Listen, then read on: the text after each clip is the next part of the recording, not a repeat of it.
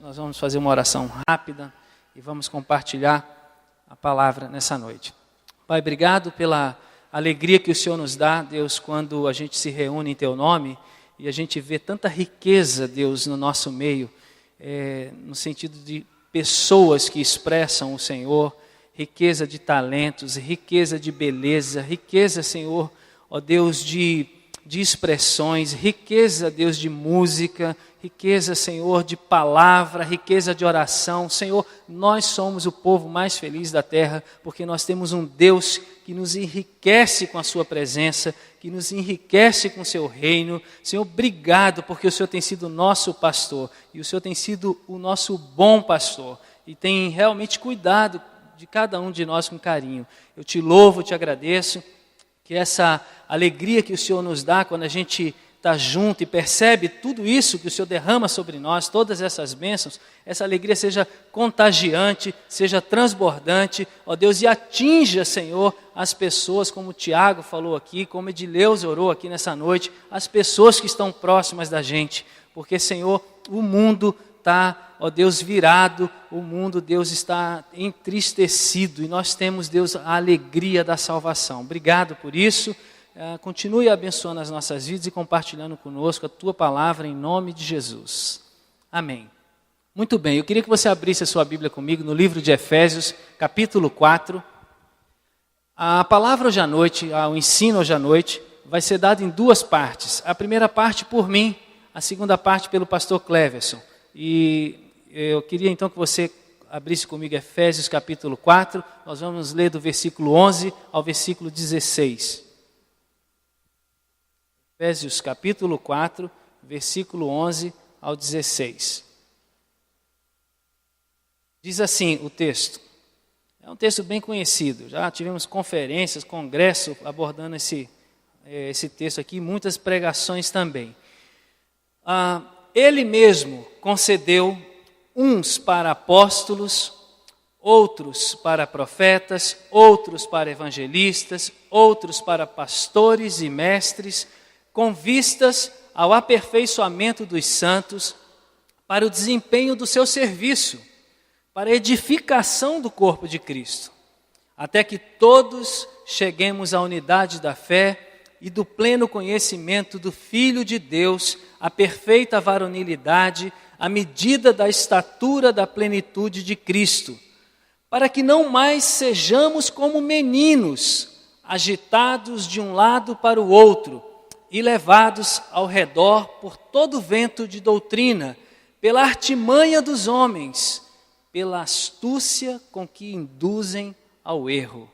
Mas, seguindo a verdade em amor, cresçamos em tudo naquele que é o cabeça, Cristo, de quem todo o corpo bem ajustado e consolidado, pelo auxílio de toda a junta, segundo a justa cooperação de cada parte, efetua o seu próprio aumento para edificação de si mesmo em amor.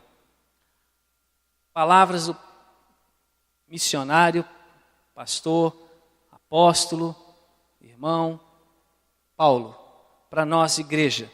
E eu queria ver com os irmãos algumas coisas nessa noite que passam por esse texto. E eu acho que tem 3 perguntas, antes de eu falar sobre o que eu quero falar de modo específico, que são respondidas nesses versículos que eu li com vocês. A primeira delas é: será que nós, de fato, estamos preparados para crescer?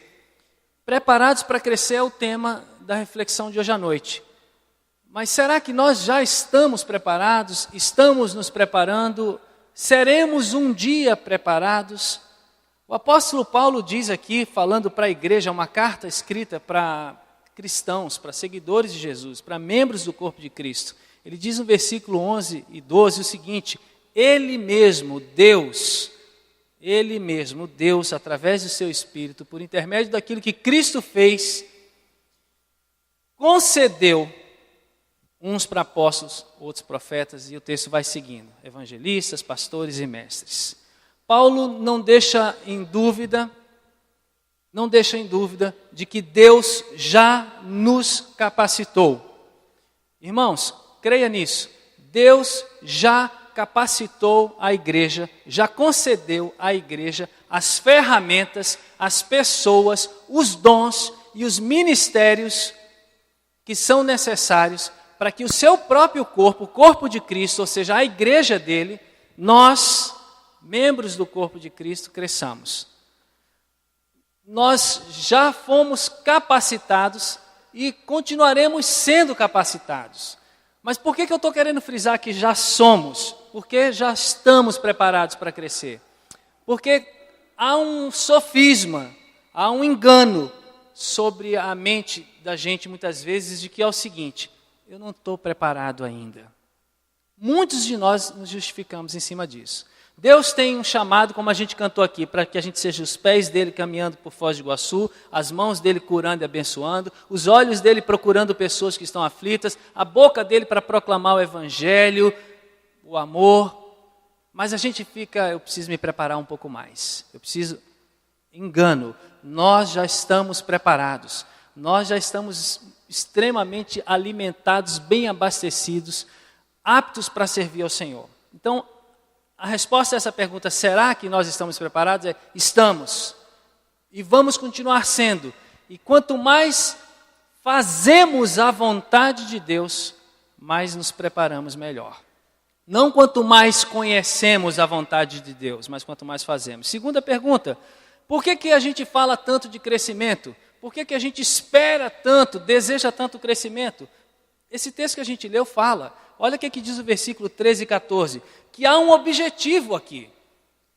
Essas ferramentas, essas pessoas, esses dons foram dados para que, olha lá, até que todos cheguemos à unidade da fé e do pleno conhecimento do Filho de Deus, à perfeita varonilidade, à medida da estatura da plenitude de Cristo, para que não mais sejamos como meninos, agitados, levados para lá e para cá, por vento de doutrina, por artimanha de gente que não anda com Deus, por astúcia que nos induz ao erro. Há um objetivo. Por que falamos? Por que desejamos? Por que oramos? Para que esse crescimento seja experimentado. Porque esse é o nosso objetivo. Que individualmente você e que corporativamente falando, nós, igreja, nos tornemos como Jesus. O nosso objetivo é a plenitude de Cristo. Por isso que a gente quer crescer. Crescer na varonilidade, crescer em maturidade, mas crescer em serviço. Crescer no caráter de Cristo, mas crescer também dando frutos, fazendo a vontade de Deus, atingindo pessoas carentes e necessitadas. Eu não estou falando de pessoas carentes e necessitadas nesse sentido financeiro, carentes e necessitadas de Deus, do verdadeiro amor, da alegria da salvação. Esse é o nosso objetivo. E a terceira pergunta é, o que a gente pode fazer junto para alcançar esse potencial? Os dons, os talentos, os ministérios, as pessoas foram dadas, estão aqui para que o corpo de Cristo cresça nessa cidade e também cresça aqui no nosso meio. O que nós podemos fazer? Nós temos que fazer o que o apóstolo Paulo diz lá, e depois eu vou falar de uma forma bem mais específica as estratégias. A gente precisa seguir a verdade em amor. Seguir a verdade em amor. Seguir Jesus amando como Jesus amou. Amou a Deus, amou o propósito de Deus e amou as pessoas. Muito bem.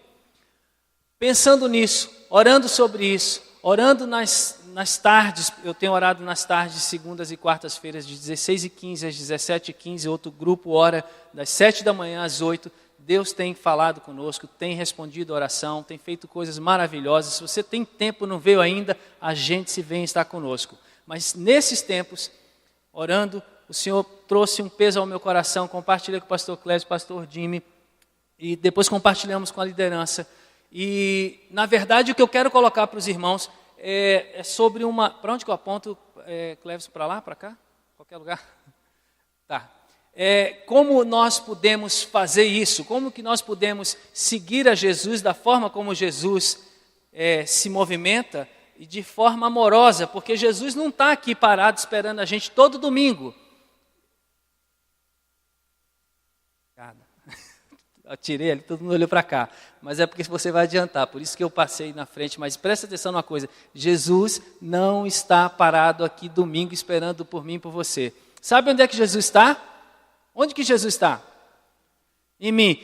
Ele está onde? Onde você está. Fala para a pessoa assim, olha, Jesus vai onde você vai, meu irmão. Jesus está onde você está. Diga para ele. Muito bem. Então, olha só. A gente então tem que pensar numa saída. Não podemos perder a essência. O Gustavo ensinou. Estratégia, forma, caminho. Mas a essência é seguir a Jesus em amor. Indo onde Jesus quer ir. Se você tivesse participado do acampamento, você tinha recebido uma pulseirinha como essa. O que Jesus faria? Seguir Jesus onde Jesus quer ir. Muito bem. Passo a passo, qual é a ideia? Primeira coisa, rapidamente, a gente precisa reconhecer que falar de Jesus para as pessoas, que é um dos propósitos da célula, além da edificação, da liderança, do discipulado e outras coisas que está no seu boletim, bem no início, um dos pontos mais importantes é a evangelização, é o compartilhar de Jesus, do amor de Jesus com as pessoas. E nós precisamos reconhecer que a gente tem dificuldade.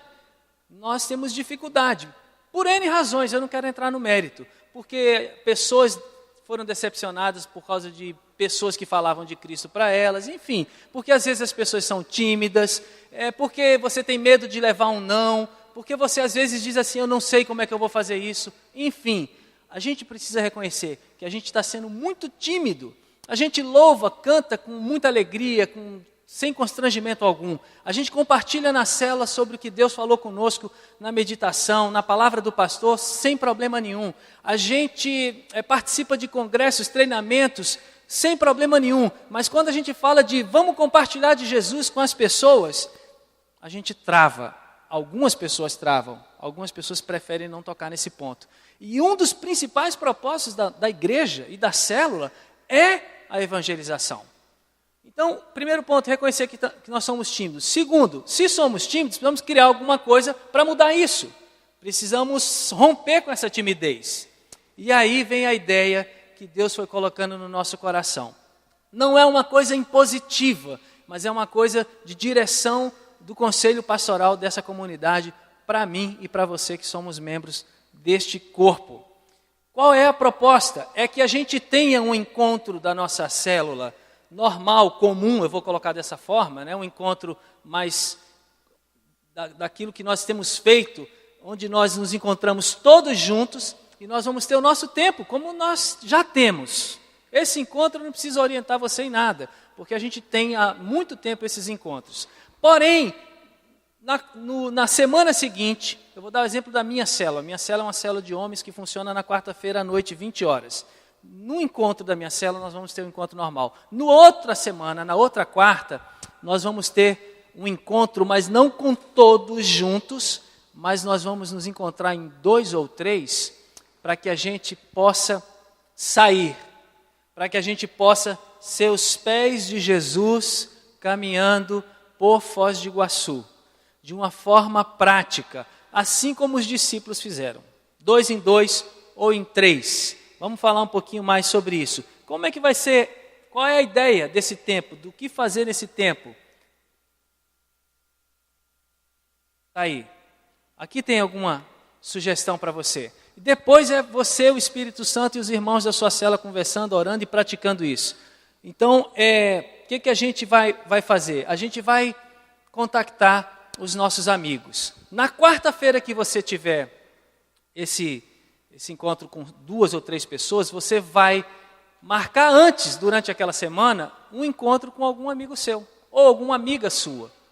Ok? Estão entendendo, irmãos? Estão me acompanhando? Você vai ligar para um amigo e falar, olha, vamos se encontrar? Pode ser na sua casa, na minha casa, ou vamos se encontrar num local público, numa lanchonete, onde você queira. Você vai encontrar um amigo seu. E você vai ter a oportunidade, ali é só uma ideia, de, junto com alguém da sua célula, eu e mais uma pessoa, eu e Valdemar, eu e Ronei, sei lá, vamos sair encontrar ou amigo dele ou meu, para a gente estar junto, conversar um pouco, bater um papo, botar um papo em dia. E, nessa oportunidade, eu já vou estar orando, eu e Ronei, como exemplo, para que eu tenha uma oportunidade de falar de Jesus para esse meu amigo. Eu posso falar de uma forma bem rápida, eu posso, se eu não quiser falar, levar um presente para ele, como uma Bíblia, ou um bom livro, que a gente tem livros bons, curtos, pequenos, que falem de Jesus para ele, do amor de Jesus por ele. Enfim, eu posso bater um papo normal, de repente não levei uma Bíblia, nem eu dei o meu testemunho para ele, mas de repente no final do nosso encontro, dependendo da nossa conversa, eu posso pedir para orar por ele, enfim. Será uma oportunidade de você exercitar de maneira muito prática com alguém da sua cela, esse seguir Jesus de forma amorosa, levando Jesus para as pessoas. Outra coisa, se você não conseguir ninguém da sua amizade, por alguma razão, ninguém, nem do seu amigo, nem do seu colega não pode naquela semana, nós não vamos sair para encontrar ninguém, nós vamos talvez encontrar pessoas enfermas. Conhece alguém enfermo? Conhece alguém que se afastou de Deus, que você sabe que está afastado, que já falou isso para você? Conhece alguém com algum problema, atravessando alguma situação bem crítica, que você pode estar perto, estar junto, amar, ouvir, orar, compartilhar algum testemunho? Conhece alguém que está atravessando alguma situação dessa aí? Isso são apenas ideias. Morte, desemprego, crise conjugal, filhos com dependência. Conhece alguém assim? Ou por último, se você não tem ninguém dessa lista ali, você pode ir para uma praça. Você pode ir para o Mitre, ou pode ir para o terminal, ou você pode ir lá para a Praça da Bíblia, ou você pode sair na vizinhança e compartilhar do Senhor. Irmãos, o que Deus está nos colocando é o seguinte, que nesses próximos 2 meses, abril e maio, a gente tenha células alternadas, encontros normais para edificação e encontros para evangelização. Todo mundo entendeu? Amém? Está claro, irmãos? O teu líder já ouviu a gente conversar sobre isso. Nós já falamos com ele. A partir da semana que vem, no próximo encontro, vocês vão conversar sobre esse assunto. E vão marcar essas duplas e esses trios. E eu tenho certeza que Deus vai fazer coisas muito interessantes. Deus vai fazer coisas muito gostosas. Você vai sentir a sua consciência muito mais tranquila em relação a essas pessoas que vão ser visitadas por Deus através da sua vida. Não tema, tá bom? Abre o seu coração para isso. Deus vai usar você, tá bom? Pastor Cleverson. Ele vai usar a sua vida e você vai ver como é bom poder compartilhar da experiência do amor de Jesus com as pessoas. Glória a Deus. Eu fiquei com a melhor parte, irmãos. Fiquei com apelo. Então é a melhor parte. O Zé desossou, agora eu fiquei com o filé mignon.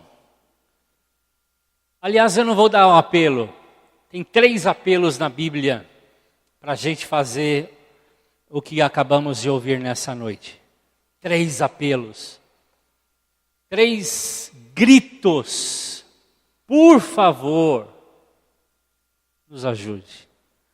Por favor, ajude essa gente. Nós chamamos aqui de os 3 clamores, ou durma com esse barulho, gente. Se você consegue dormir com esse barulho, há um clamor no mundo. Há um clamor no céu. Há um clamor no inferno. Para que a gente pregue o Evangelho. Efésios capítulo 5, verso 14 diz: acordem. Você que está dormindo, acorde. Cristo vai brilhar sobre você. Você vai ganhar uma nova vida. E a vida de Cristo mostrará por onde você deve andar. Acorde. A igreja precisa acordar. E nós temos um grito, um clamor desesperador, apelando para isso que nós acabamos de ouvir através do pastor Zé Ernesto. O céu clama. Eu quero começar dizendo que o céu clama. Em Marcos capítulo 16, Jesus, está tudo no capítulo 16, tá? Marcos 16, diz, Jesus falando aos discípulos, vão para todo mundo, por favor saiam, anunciem o Evangelho a todas as pessoas, e quem crê e for batizado será salvo. Quem não crê está condenado. Saiam, falem ao mundo, por favor. Não deixe de falar. O céu grita por isso.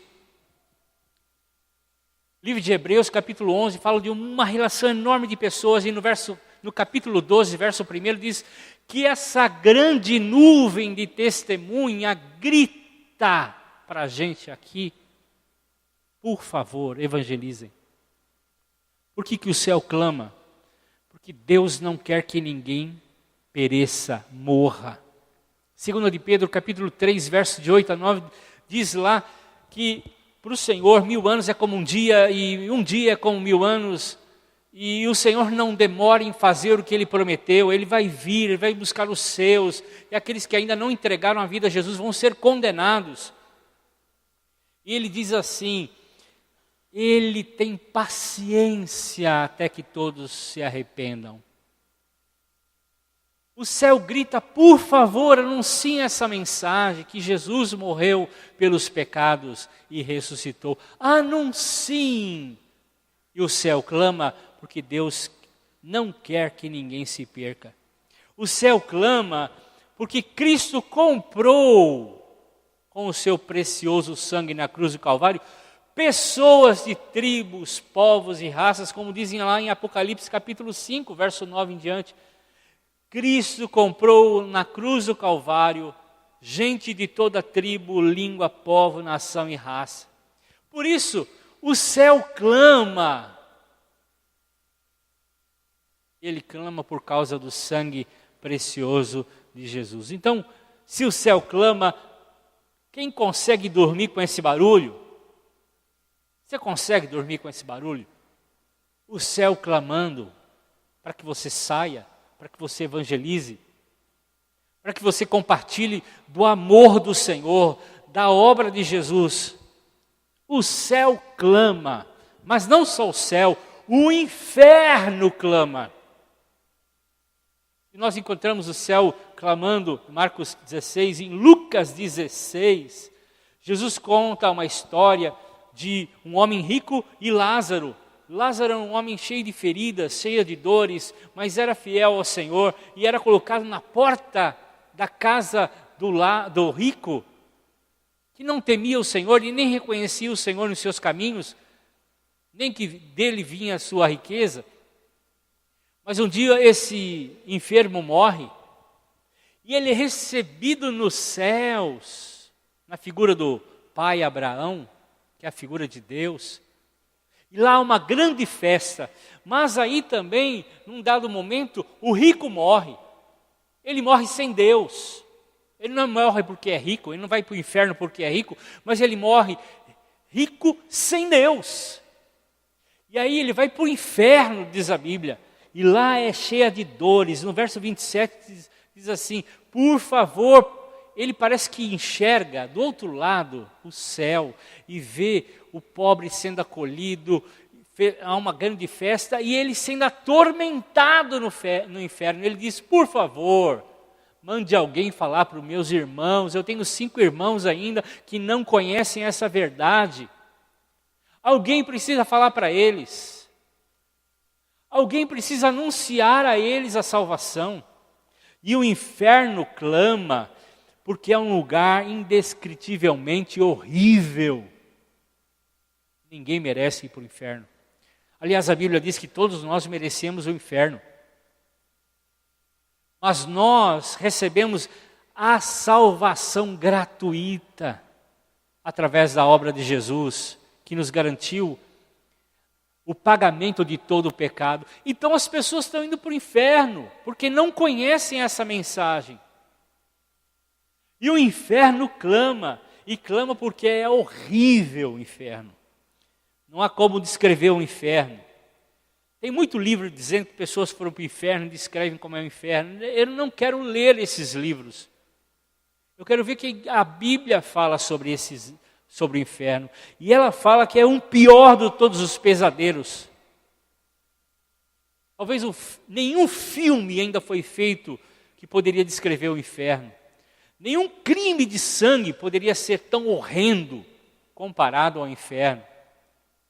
Porque no inferno, quem vai para o inferno vê um inferno. Quem vai para o inferno sente o cheiro do inferno. Quem vai para o inferno respira o inferno.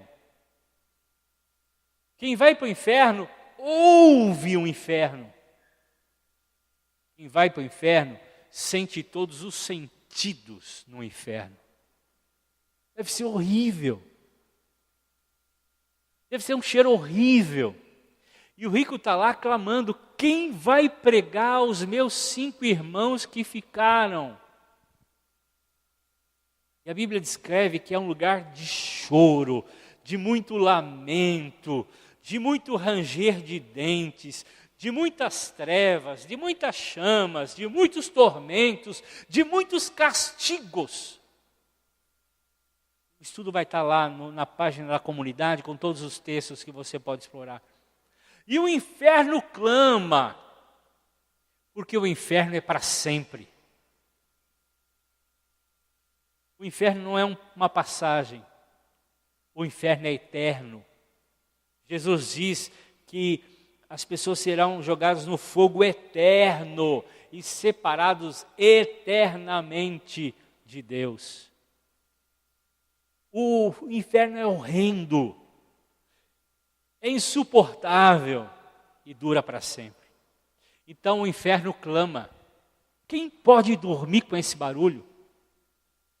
Quem pode dormir com o barulho do inferno dizendo: alguém precisa anunciar as boas novas de salvação aos meus irmãos, aos meus parentes, à minha esposa, aos meus filhos, aos meus pais, aos meus amigos.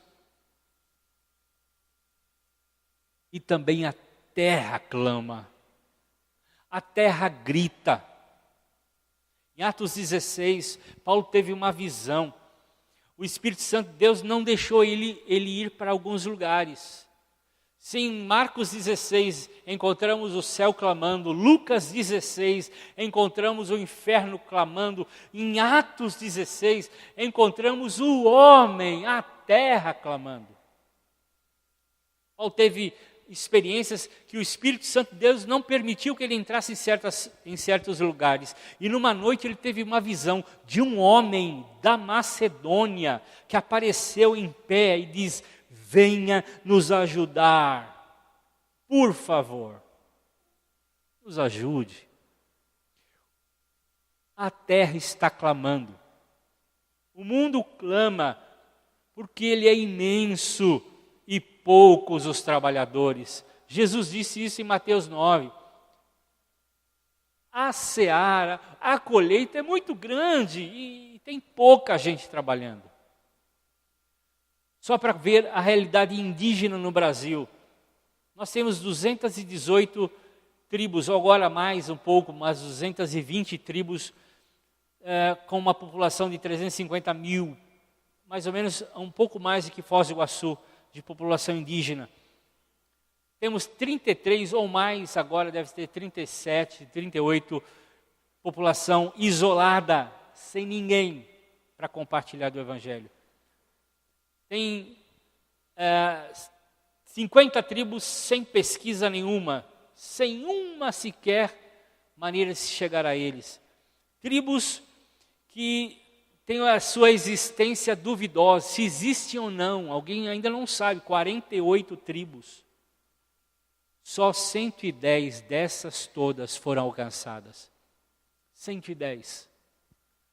Há uma estatística gigantesca, nós temos 6,7 bilhões de pessoas no mundo, só 2,7 são cristãos. E cristão aqui tem tudo, nominais. Há uma imensa necessidade. Em Foz do Iguaçu, nós somos apenas 10%. Ou menos, de pessoas que conhecem a Jesus. Há um grande clamor do mundo, pedindo, por favor, pregue o Evangelho para a gente. Então nós temos a terra clamando. E quem vai dormir com esse barulho?